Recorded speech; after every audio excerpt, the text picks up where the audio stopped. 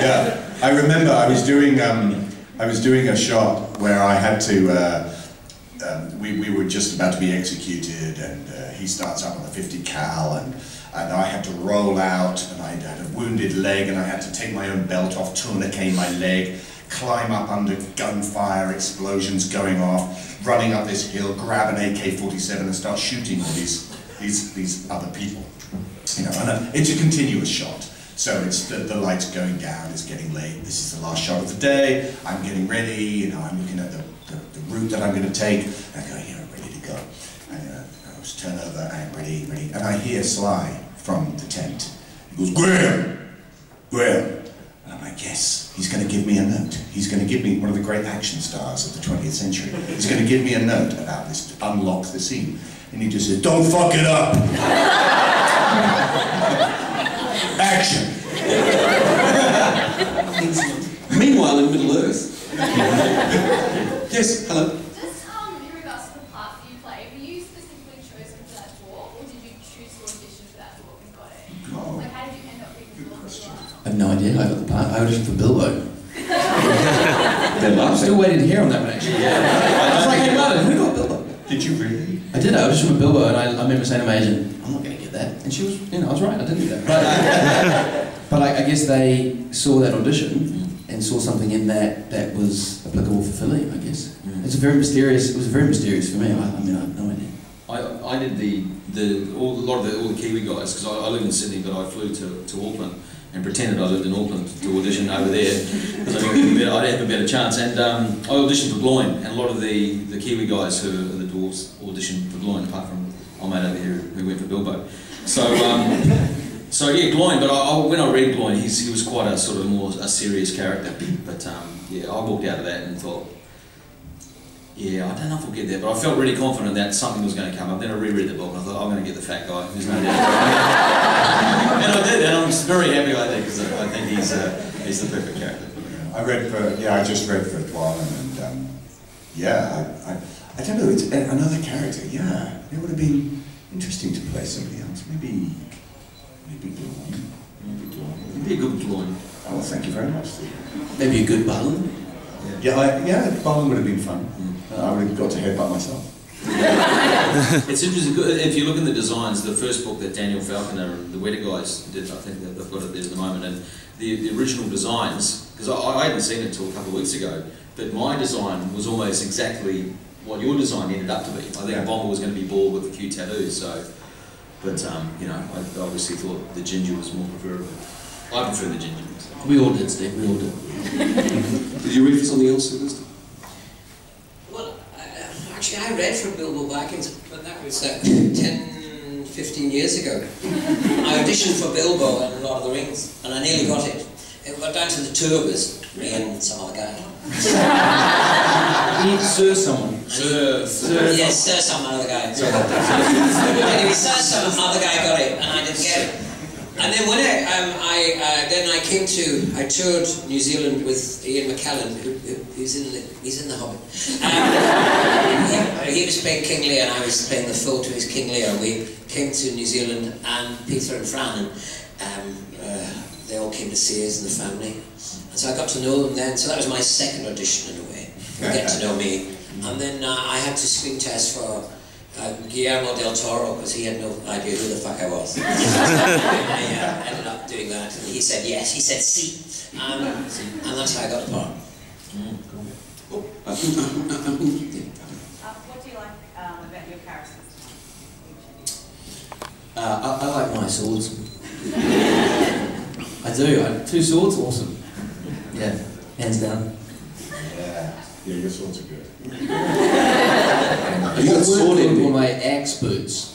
It's hard to see them in the film, but they're little axes, and there's 4 of them, 2 on each leg, and I mean they just, I don't know what, they just kept falling out. I trip over them, you know. I figured to use them for shaving because they were so tiny and I didn't use them for anything else. Shaving his legs? Yeah, Philly's got very smooth legs. You wouldn't know, but Billy's lady shave razors. Yes.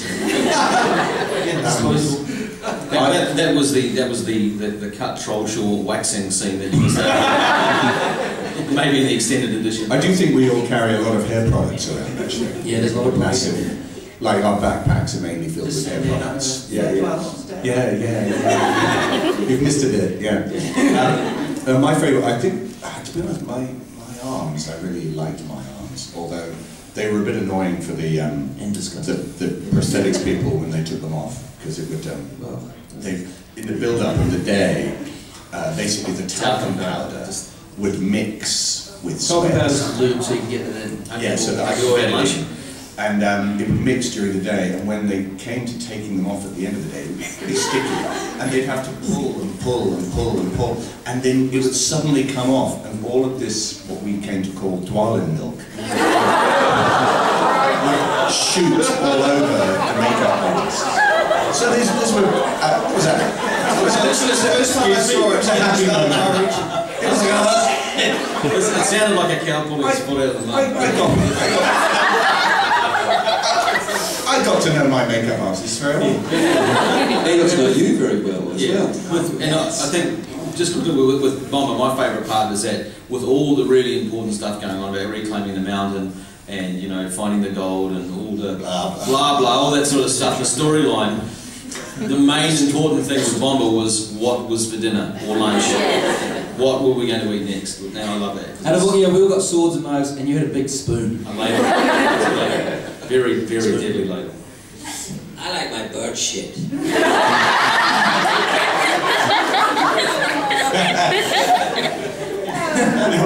I remember the first time I saw you with that on at lunch. You just appeared and sat at the table with bird shit all over your face. You sort of want to go, you got something on you. Yeah, you need to look at that. When you signed my book, you actually scribbled on Aiden's face. And I was Did I? Yeah. Quite deliberately. Everything. And I was wondering if you've actually ever, like, any of you have ever done that before? Because I know you and Aiden seem to joke around a lot, so have you done that? Right. Like Anyone else? Yeah, I did it to Mark Hadlow very specifically. I didn't realise it, but Mark Hadlow, he's the best person to hassle because he takes it very personally. So I didn't scribble on his face. I just gave him some horns and some glasses and a little beard and goatee, and he was so angry about that. And we were in Germany, and I heard this Gorman yelling at me from across the room. And I was like, "What have you done? What have you done?" And I was like, "I'm really sorry." And then I just made a mental note to do it again. Extremely satisfying. Yeah. Dory, the dwarf joke too. Hello. Yeah, along those lines, who received the best prank on site? Did you prank each other a lot, or? I think we all did from Peter Jackson. I think we got pranked. Well, he pranked us. Well, the whole, just the job, it was basically a big prank. We got pranked daily. I think the hotter and the more tired and the dirtier or the most awkward position we were in, the funnier he found it, I think. He told that story, or maybe it was that Steve had to be in the water for various reasons, and it was freezing cold water, and Steve was lying in the water going, ooh, ooh, ooh, ooh, you know, as the water sort of encroached upon him, and Peter was like this. With his iPad, and then emailed it to Steven Spielberg. Basically, I thought I was dying, and he thought it was hilarious. Yeah, no, that's pretty much it. So they do look after us, but he's got an interesting, very funny sense. I mean, they put us in barrels and they send us down the river. I mean, that's a huge practical joke. Literally down the river. Yeah. And they had a rope. They had a little rope under the water, and they said, "Oh, that's the safety rope. So you'll hit that rope, and that'll stop you from going further down the river over into the waterfall." And it caught most of us. And it caught all of us except for two. Three, and they just drifted down the river like this. It was, I couldn't do anything. When you jump out of the barrels, you'll float because you've got so much padding on. But actually, the opposite happened. No, You just sunk. I saw Jimmy Nesbitt just go. because we were shown by when we arrived, because we naively thought that the stunt guys would be doing some of this stuff, but we were led to a promontory, and Peter just said, "Yeah, maybe show the guys the barrel, yeah." And this guy comes around the corner, a stunt guy in a crash helmet and a wetsuit. Clearly not what we're going to wear. And he comes around the corner, and he's paddling for the shore, and he gets close to the shore, and then he tips himself out like a scuba diver, and then crawls up to the thing, and he goes, "So, yeah, shall we shoot it?" Yeah. And we were led like lambs to the slaughter. down to this place, and as Dean says, let loose. It was a tight fit, especially for me. It was like putting a stubby in a stubby holder. You know, like it's sort of just, there we go, and getting out was similar. Getting out was something different. Hello. So I know you guys aren't allowed to talk about the second movie, but No. there is there a like you second guys movie? talked about the barrels, there is the filming in the extra stuff that you guys got with the oversized set of your house. I just want to know in general what it was like filming in sets that were really big to make you guys like look small. Do you feel really fine? Yeah. We did that with Bag End as well. There were 2 Bag End sets as well.